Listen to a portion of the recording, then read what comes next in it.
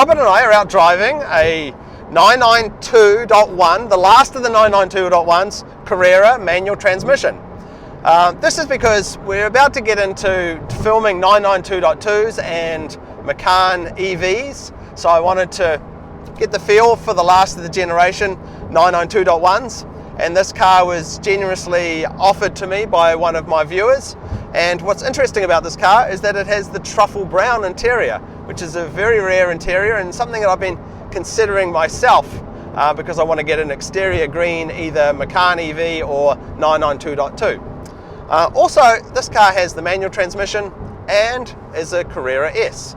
And it reminds me why I love the Carrera models so much. The Carrera T, the base Carrera, and the Carrera S, my favorites within the range still. Yes, I know everybody lusts after a GTS or a GT3 or a Turbo S, but these remain my favorite. And they are the best cars in the range. I know, fight me. And there's a solid reason for why I like the lower down models the most. Mostly because they're the most usable every day. If you've driven a GT3, they're a lot of fun to drive on a YouTube channel for 15 minutes, but to live with them on regular roads is a little bit of a nightmare, especially if they've got the sports bucket seats. Horrible. But this is such a pleasant car to drive every day. It's so smooth, comfortable and usable, but it's still plenty of sports car. By the way, this particular car's only got 300 miles on the clock, so I'm not going to thrash the shit out of it today. But it is nice to hear the wail of that engine, particularly with the sports exhaust. Let me make sure I'm in sport mode. I am. And of course, the manual transmission really adds something to these cars. Not that I'm against PDK cars, I'm not. I love the PDK, but the manual just adds something to the driving experience, especially this 992.1 generation manual. And of course, we're waiting to see what's going to happen with the 992.2 models. Which models are they going to put the manual transmission in? Everybody's got an opinion. I guess we'll find out when they release the Carrera S. That's when we find out if they're going to have the manual transmission in the S and the GTS. But the real reason for this particular video today is not about driving, it's about the options on this car, and this car does have some interesting options, most notably the Truffle Brown interior. Now, Truffle Brown is a rare interior because it's a lot of brown, and brown isn't for everybody, and the Truffle Brown, leather's brown, everywhere in this car. Maybe a little bit too much. The other thing we're going to look at when we get to my place is the paint protection wrap on this car, which is an oddball configuration I haven't seen before.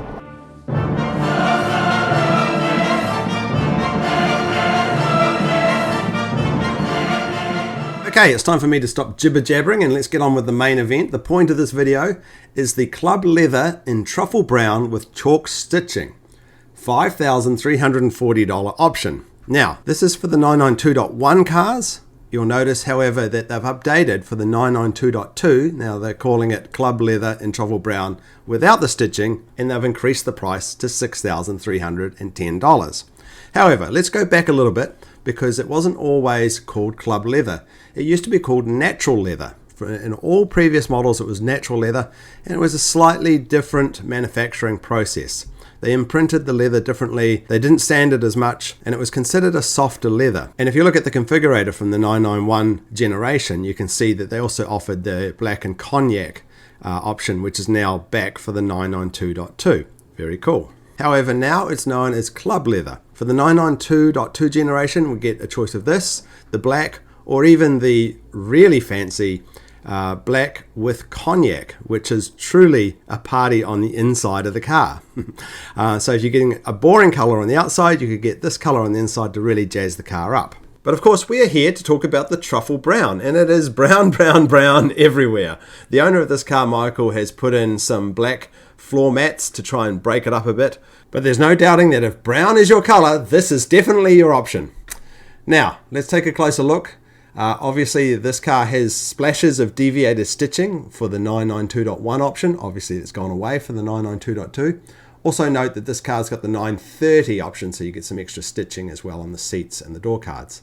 Brown on the steering wheel, brown underneath the floor mats, brown on the trim around the door there, brown on the door cards. There's that 930 stitching again. Oddly, not deviated stitching in some parts, but along the top trim there's deviated stitching. Deviated stitching along the dash. There's one of those black mats again. Oddly, no brown on the gear lever. On the manual gear lever at least, it's black, which almost looks out of place to me. Here's the deviated stitching on the seats. No deviated stitching on the centered column in the rear though, strangely, and no deviated stitching on the armrests. But once again, as you move up, there's the deviated stitching. So they're a bit selective, a bit cheap on the deviated stitching if you ask me. There's the steering wheel in brown and brown. The owner of this car has also tried to break things up a bit with coloured seat belts and coloured dials on the Sport Chrono and on the dashboard. Here's the dashboard lighting up for you. So yeah, it's a lot of brown. It's a lot of brown. It's cool, but it might be a little bit too much for a lot of people. Certainly it's very 1970s if you ask me, and it's different. I like a bit of different, but yeah, this might be a little bit too much for some people. The other interesting addition to this car is the paint protection film, a configuration I've never seen before. It starts with the full front quarter being covered, which is normal. Normally costs around $2,000 to $3,000 to do this, but it's also been extended to partial covering of the rear quarter panel, but only halfway up. I guess this does cover the areas that get damaged the most. Also the wheel arches and extending round to the back. So just a little bit more coverage than normal.